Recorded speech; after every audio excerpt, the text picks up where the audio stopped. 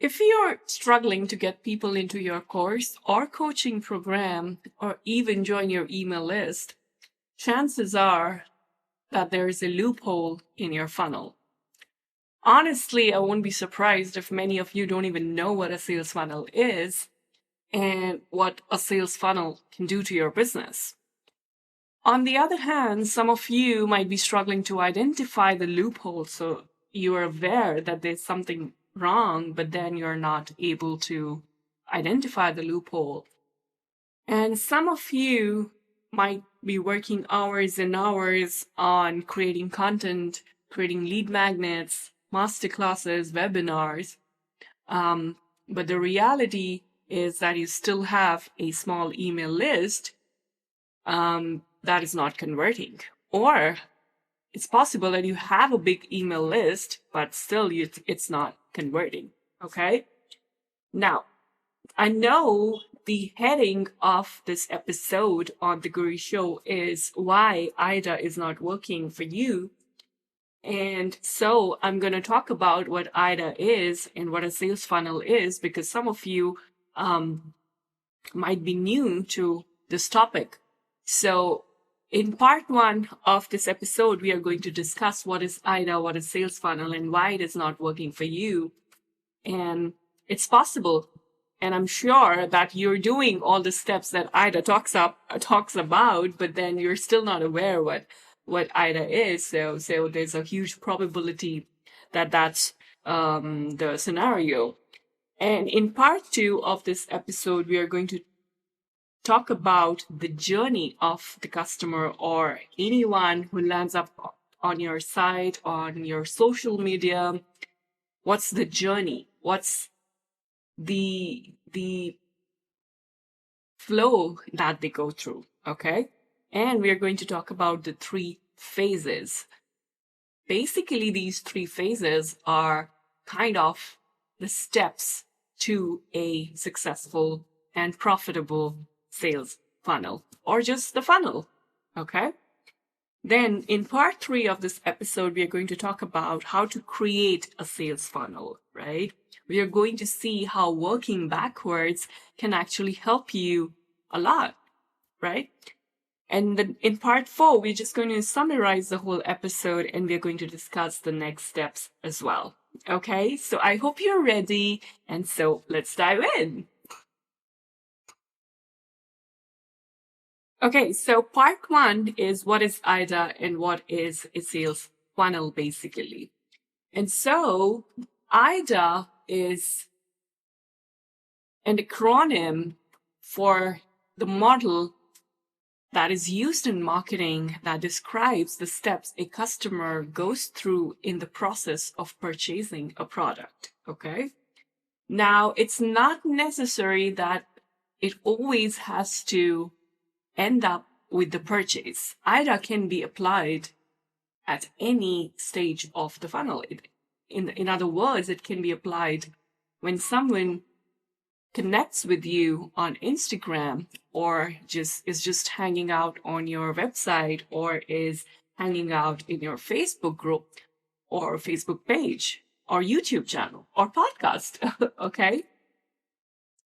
So like I said, AIDA is an acronym.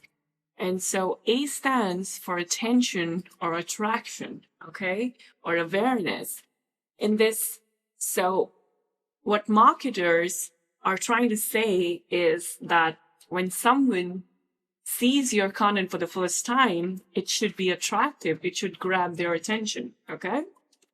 Then I stands for interest, which basically means that your potential customer should be interested in what you're sharing with them, okay? Your content should be interesting enough so that they give you their attention more and more often and engage with your content.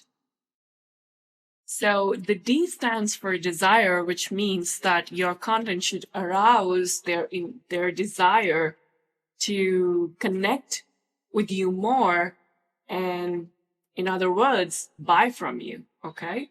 And then the last A stands for action. And because you have created awareness, because you've got their attention, because you've created interest, because you have created the desire, now they're ready to take action, which means that they're ready to buy from you. Okay? So that's what AIDA basically means. You first grab attention, you then create interest, you then create desire, and eventually you encourage people to take action. Okay? Now, many of us know this. Many of us know that awareness or attention means we create attention grabbing content. Okay? And so what people start doing is that they feel, they believe, they think that awareness means that we have to create more how-to content. We have to let people know that this is what it means. So for example, this episode is an example of an how-to content, of an awareness content, of an attention-grabbing content. Okay?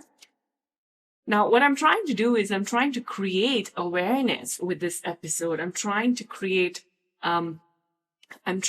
aware my audience what a sales funnel is and what it can do to their business. And so what people think is that all they have to do in the awareness stage, or to grab people's attention, or to create awareness, is create how-to content. Yeah? And then interest. Now, what people think is interest means that people should be ready to buy from them, because you have already created so much awareness. You have already shared so much how to content with them. You've already told them what's possible and what's not possible. Okay? And so the next stage is to share the offer with them. Right? And the next step, which is the desire. Now, people think that desire means that you have to really push your offer to them. Okay? And when I say people, I'm sorry, I should say coaches and entrepreneurs or course creators. They think that, especially the new ones. So by desire, they feel that how can they make their offer lucrative? And so what they start doing is they start pushing their offer. They start sharing more and more bonuses. And this is where the problem begins, because AIDA doesn't mean that you have to create how-to content and then you have to immediately start pushing your offer and start to appear salesy and slimy. AIDA doesn't mean that you have to create ample amount of bonuses to make your offer desirable. AIDA doesn't mean that this is how people are going to take action. But so many course creators, so many new coaches, entrepreneurs are making this mistake of misinterpreting AIDA model. Awareness, attention doesn't mean that you push a lot of how-to content out there, okay? And so many people think that awareness is how-to content. AIDA model doesn't say that in order to create interest, in order to raise desire, you should start sharing your offer and start sharing your bonuses and the incredible content that you have created for your people, right? So what does AIDA really means and how to rectify this mistake, this misinterpretation is what we are going to discuss today. I hope everything that I'm speaking, everything that I'm talking about is making sense to you. And I know so many people make this mistake. I've gone through the same rabbit hole. Made the same mistakes. So I know what it feels, and I know I've been in those shoes. So trust me, whatever I'm going to share in this episode is tested. It comes out of knowing. It comes out of experience. And so stay with me till the end of the episode. All right? Now, a sales funnel or a journey is basically how someone gets to know you, how someone gets to trust you, to like you, and eventually buy from you. Okay? Now, notice I mentioned know, like, trust. Notice that I mentioned journey, right? So these are the things that we need to focus on. Having said that, I'm moving into part 2 of this episode where I'm going to talk about the journey and the 3 phases of the funnel. All right? Stay with me. So normally when people think of a sales funnel, they think that they have to pitch at the end of the funnel. So everything in their mind begins with the thought that they have to ask for money. And so they start putting more focus on asking for money. And that's where the problem begins, because their mind is always calculating how many hours they have put in, how much effort they have put in, and now they're ready to ask for money. Okay? But that's not the story of the sales funnel. A sales funnel doesn't mean that it always has to end with a love affair, right? Or rather, I should say, with a marriage. So it's not necessary that it has to end with a purchase. And when I say that, what I'm trying to explain to you guys is that a sales funnel doesn't mean that you have to sell something. It basically means that you have to bring your potential customer into your funnel. You have to get them to know, like, and trust you. And that's the journey, right? That's the purpose of the funnel, to get to know you, like you, trust you. They will become your customers by themselves. That is their choice. That is that's their choice. You have nothing to do with it. You cannot push someone into buying from you. You know what I mean? But the truth is that if you are successful in creating content that is actually helpful for them, and when I say helpful, I don't mean just start creating how-to content. What I mean is something that molds their perception, something that motivates them to take action, something that tells them that it is possible for them, if it is possible for you, okay? Or if it is possible for anyone else, it's possible for them as well. So something that molds their perception, their beliefs, their current beliefs, and motivates them to take action. If you can do that, my friend, they will be ready to buy from you on their own. You don't have to push your offer. You don't have to bombard them with your bonuses. Okay? I hope you're getting what I'm trying to say. So let's talk about this journey. Let's talk about the 3 phases. Now, keep in mind that this journey that I'm going to share with you in part 2 is basically the tip of the iceberg. Okay, so this is how it looks like to your audience. This is how it looks like when it goes out. Correct? But when you're working behind the scenes, when you're creating content, when you're creating the funnel, when you are mapping out your offer and doing XYZ stuff, it doesn't have to be in the same order. All right? So the order in which you're going to work, so your actionable steps, okay, the order in which you're going to take action, we will discuss that in part 3. Right now, we are talking about how this looks like to your audience. We are talking about the user experience. All right? Now, phase 1, which I like to call mold, basically, this starts from step 1, and step 1 is your traffic source or your source of traffic. Okay. Now this can be organic. This can be paid. So if your source of traffic is paid ads, then that means that you're running Facebook ads, you're running YouTube ads or Google ads. All right. Or LinkedIn ads.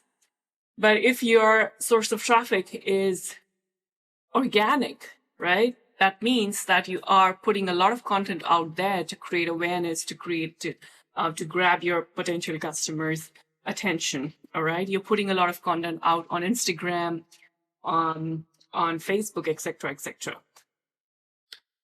Now that's the step one. Identify your traffic source.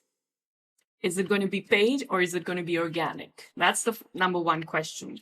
That's basically the first place, the first step where your audience meets you. All right. Now, the second thing is the content pieces that goes out that your audience sees for the first time. Okay. Now, these content pieces may or may not have anything to do with your launch content, right? Now, launch content I'm going to discuss later in part 2.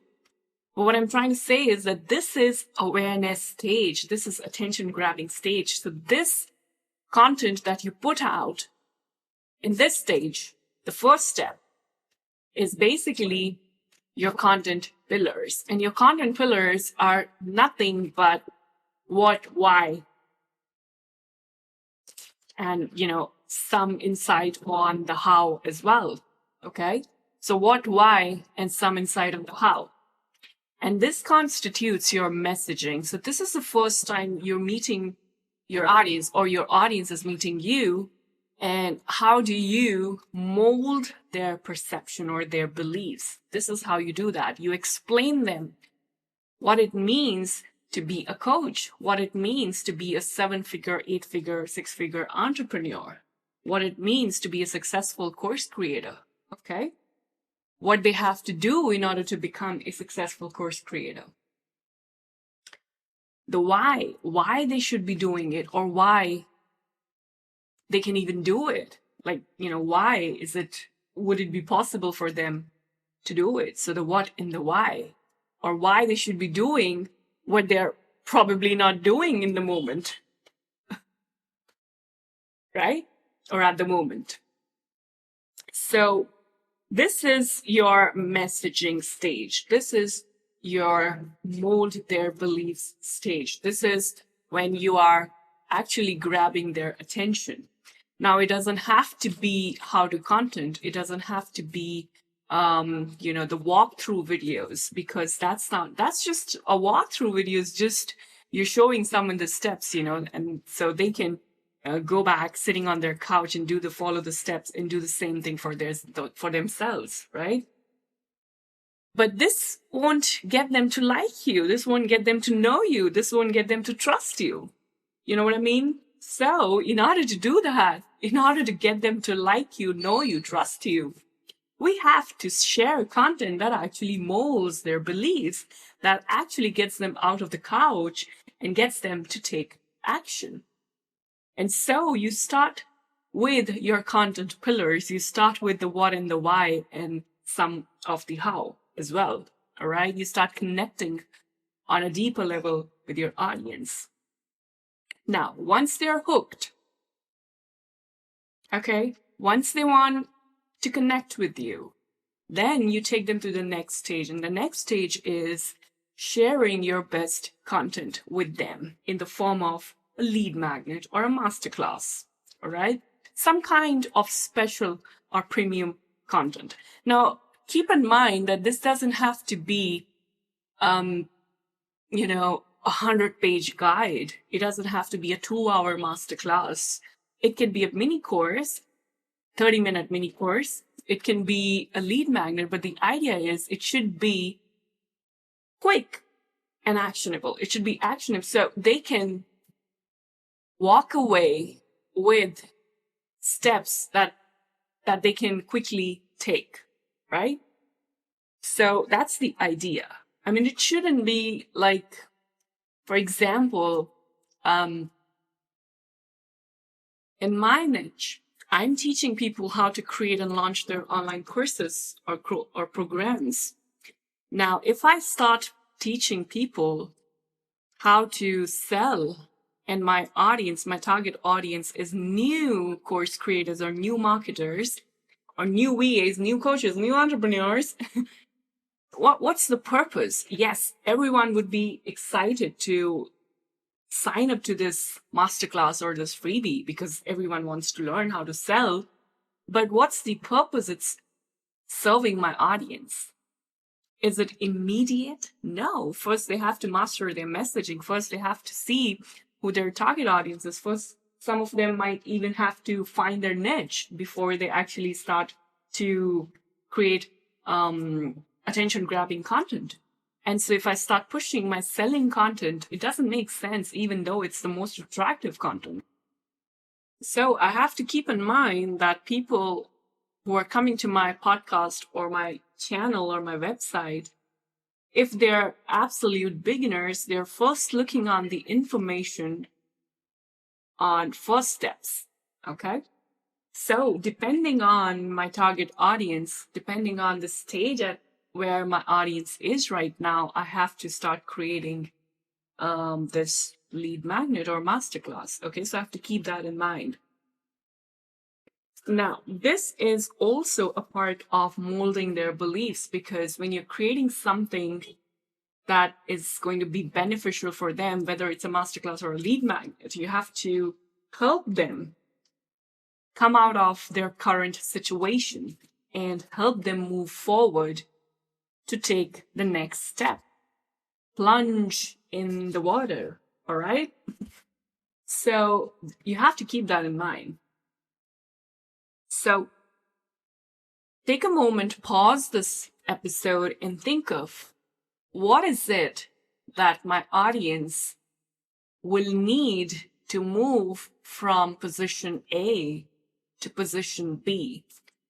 Position A being their current scenario. Position B being the next step, all right, the next stage, when they actually want to go to position C, all right? Now, this A to B can be your lead magnet, all right? So in phase one, which is mold their beliefs, what we are trying to do is first we are creating awareness. We are grabbing people's attention by telling them what it means to go from A to Z, what it means to go from B to Z, and why they should be going, right?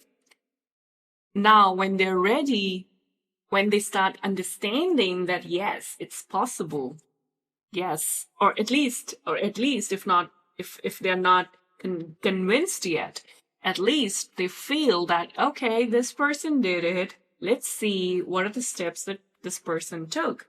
Let's see what are the steps I can take. And so your lead magnet should be A to B, okay? Depending on your target audience. So then you grab their email ID, you grab their details. And then we enter into phase two. Now, phase two is all about motivation and persuasion. Okay? So if you're listening to this episode carefully, I'm sure that you noticed that not even a single time did I mention about creating more and more how-to content in phase one. Phase one is all about getting your audience to know you, okay, to maybe like you. In phase two, you will get to know your audience more, and you will start to gain their trust and get them to like you. Okay, that's phase two. The phase two is motivation and persuasion. Phase two of the funnel, stage two of the funnel. Okay. Now, whether you have a Facebook group, whether you are nurturing your audience through email sequences, or so Facebook group or email sequence, either way this follows, okay? Either way this applies. So phase two is about motivation and persuasion. How do you do that? Well, number one step is to understand what your audience is how your audience is connecting with you, okay? What are the objections they are coming up with? What are the problems they are facing? Now, one of the way people do this is that they go into other Facebook groups and they start checking, they start seeing what other audience is asking questions. But that's not this topic is all about. This topic is all about someone who signed up to your lead magnet. What is this person looking from you? Okay, what is this person is looking? How is this person connecting with you? Okay, so this episode is not about the research. Okay, research, you can go into different Facebook groups, you can go on Google, you can go to different YouTube channels, and you can do the research. All right, here I'm talking about what is this person who signed up to your lead magnet is asking from you or is looking from you, because then you're going to get this person to like you. You're going to get you're going to gain this person's trust. So whether you're connecting with this person on Instagram or Facebook group, inside Facebook group, or on an email sequence, make sure that you, number one, you read their comments, you read their objections. If they have any, you read their comments, right? And then step 2 is to send them a nurture email sequence. Now, nurture email sequence is to motivate people to go from stage B to, further steps on their journey. Now, how do you do that? You start sharing your case studies. You start sharing your other content material. You start connecting with this person on a deeper level. You start sharing your personal story. Okay? So you're motivating them. You are persuading them in a way. Okay? Now, once that is done, then comes the phase 3. Now, phase 2 is super important because not only are you getting knowledge on more and more knowledge on this customer and how this customer is the potential customer. You're also identifying the tweaks that you can make to your launch content. Okay, so phase 3 is all about entreat, is all about asking, is all about inviting, and I like to call this phase move. All right, so phase 1 is mold, phase 2 is motivation and persuasion, phase 3 is move, actually moving people. Okay, so now if you're just running Facebook ads and if you're not reaching your audience organically, then you probably in this phase are going to run retargeting ads. So whosoever engaged with your content in phase 1, you're going to retarget those people again when you're asking them to join your launch content, masterclass or launch lead magnet. Now, keep in mind that they have already moved from position A to position B. And now they're ready to take action, okay? You've already motivated them. You've gained their trust. You've got them to like you. So in phase 3, you have to be careful that launch sequence or the launch content that you're putting out there is not going to be similar or same as the content you put out in phase 1. So phase 1 is your content pillars. Phase 1 is the what and the why. Phase 1 is your messaging, your basic content, your awareness creating content, your attention grabbing content. Phase 3 is specifically focused on your offer, okay? Now, this is also the time when you're creating your sales pages, you are creating your launch email sequence, you're creating your special masterclasses, your bonuses, your offer, you're doing all the stuff in the phase 3, right? So, in the beginning of this podcast, this episode, I mentioned that AIDA might not be working for you because your understanding of attention or awareness is putting out a lot of how-to content. Your understanding of interest and desire is putting out your offer in front of your audience and asking them to pay you. Now, you must be thinking, this is exactly what I'm discussing, right? This is exactly what I'm talking about when I'm talking about phase 1, phase 2, phase 3. There's a difference, though. And the difference is that you're not asking people to pay you before they are ready. Okay? You're creating you're trying to make this process as much frictionless as possible. You're trying to get them to know you, like you, trust you. You're not asking them for money again and again and again. Okay, so that's the difference. And that's the mistake most people make, because they think you put out some basic content and then you just ask for money. Okay? So that's the difference. Now, I hope that part 2 is making sense to you. I'm also going to give you an example. So let's say when someone joins your Facebook group, why are they joining your Facebook group? Because either they saw you in some other group, or they connected with an ad that was run on your Facebook page, and then they saw this button that basically led them to your Facebook group. Immediately when they join your Facebook group, they want to know more of you, right? They want to know what you do. They want to know how you talk to your audience. They want to know you, really. And so what do? You start sharing some of your content, some of the basic content, the content pillars with them, okay? And then when they're ready, you share your lead magnet with them. And once that is done, then you take them on a different journey, and then eventually you invite them to become a part of your launch sequence. If they're interested, they will join. If not, they will not. That's it. You don't push them to buy anything from you. Okay?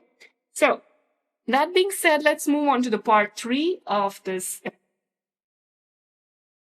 So, when creating a sales funnel, the very first thing that you have to do is to map out your offer, its benefits, and the possible objections that prospects may have that could hinder them from purchasing your course or program, right? That's our N-1 goal. It's not the nth goal. It's not the end goal, because even after someone purchases something from you, you just don't leave them hanging, okay? You have to still nurture them. You still have to take care of them.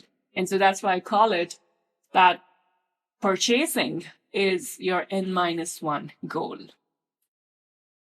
For instance, pretend that you're an algebra teacher who developed a course targeted for teenaged homeschoolers.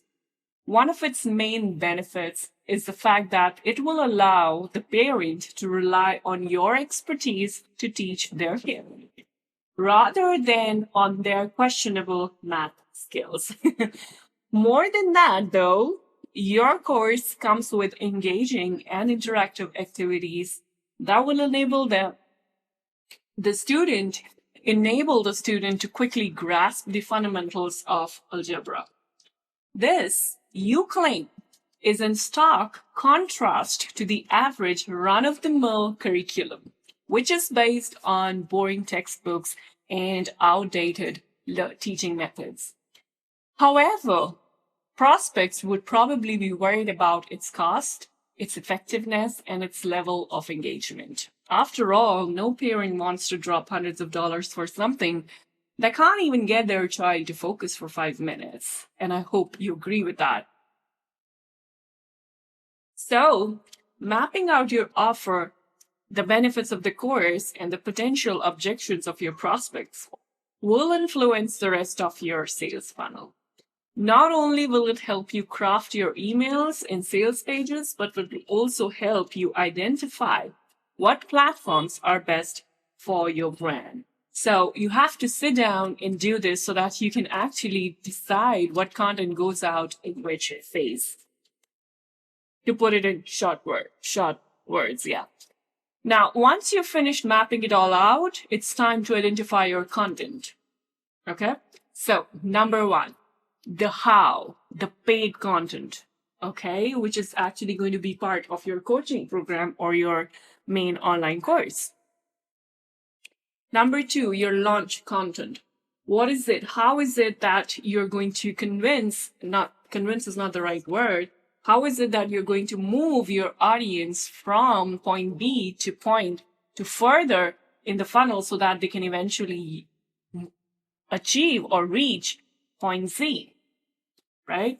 So what is that launch content? You have to sit down and figure that out.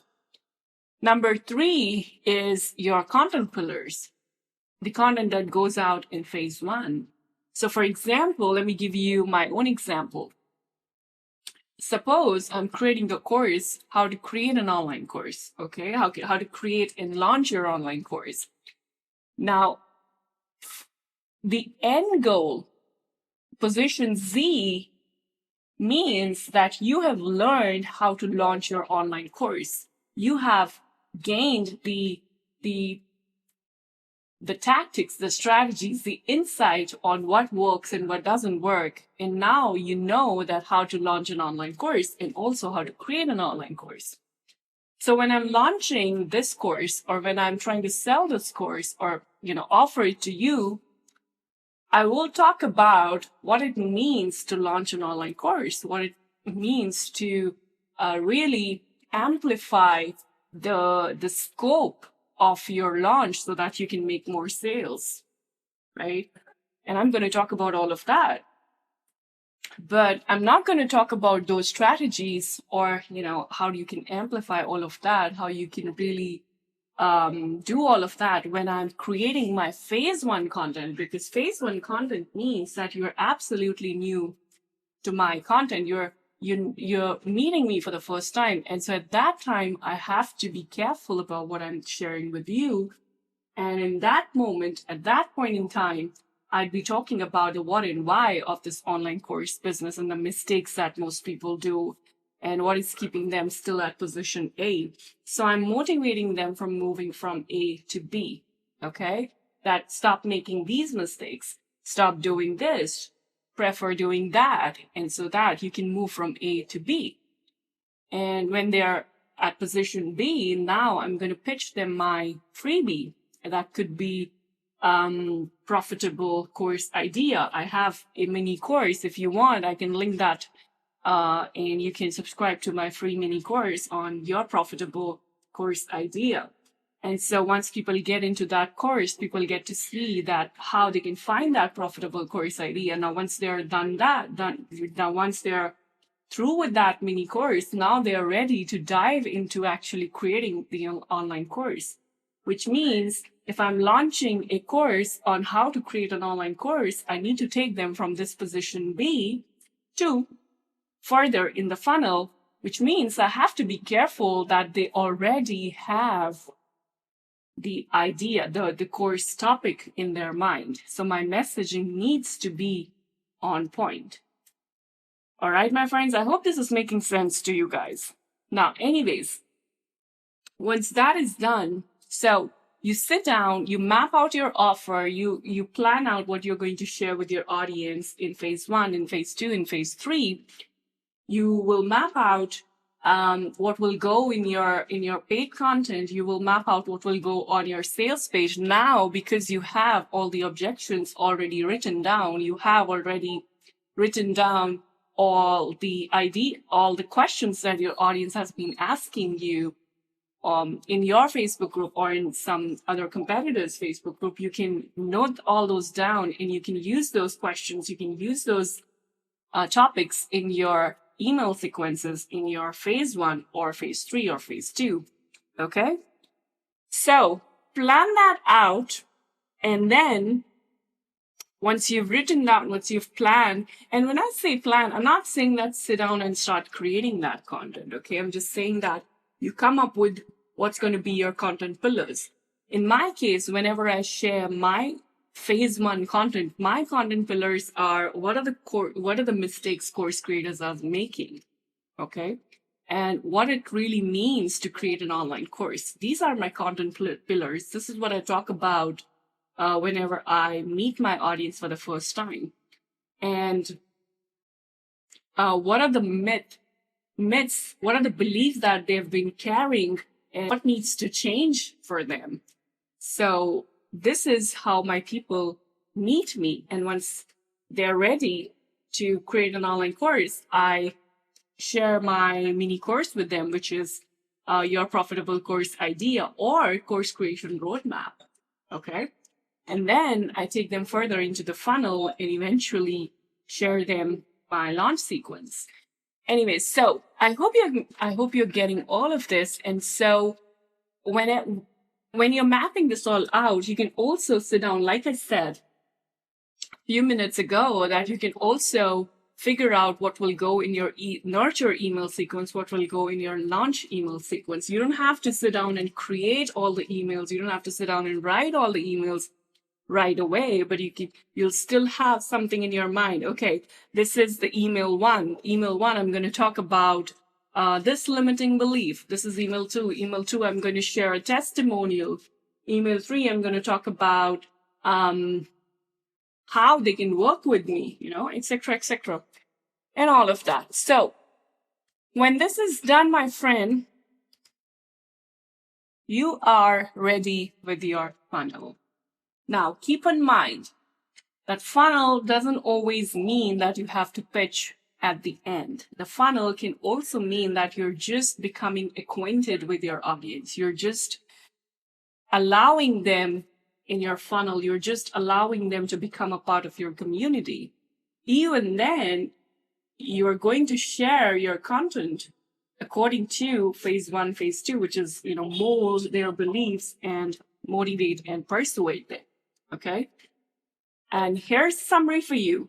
When I say mold their beliefs, you're going to share content that actually moves them from position A to position B. Position A is their current position. They are stuck in that position right now. They don't know what to do. Okay. Or they're making some mistakes like you guys are making. This particular episode is all about, making you aware why AIDA is not working for you, right? And AIDA is not working for you because you're putting out a lot of content out there without considering whether it's working or not, or whether it should be out or not, right? And then that's the mistake. So I'm shifting your focus from your current knowledge of AIDA, and I'm shifting it to a new knowledge, a new knowing on AIDA, which is that attraction or awareness means that you share what it really means to move from position A to position B or position C. Okay, that's the content you need to share. You shift their beliefs, you mold their perception, you mold their beliefs, okay? And then interest basically means that once you're done with moving them from A to B, now they want to sign up to your lead magnets. Now they want to sign up to your main, your longer form of content. Okay, so that's the interest. They're ready to do that. So interest doesn't mean that you pitch your offer, but that's what most people do. They think that, okay, I've put out a lot of how-to content on YouTube. I'm putting out a lot of how-to content on Instagram. I'm creating a lot of walkthrough videos. Now people must be ready to buy from me. So let's just pitch something to them, right? That's what they think interest means, but that's not true. The next phase is motivate and persuade. You motivate by sharing other people's case studies. You motivate by sharing testimonials. You motivate by sharing the actionable steps, and that it's totally doable. Okay. And then comes the third stage, which is desire. Desire comes when you actually share your launch sequence. That actually ignites their desire. Okay.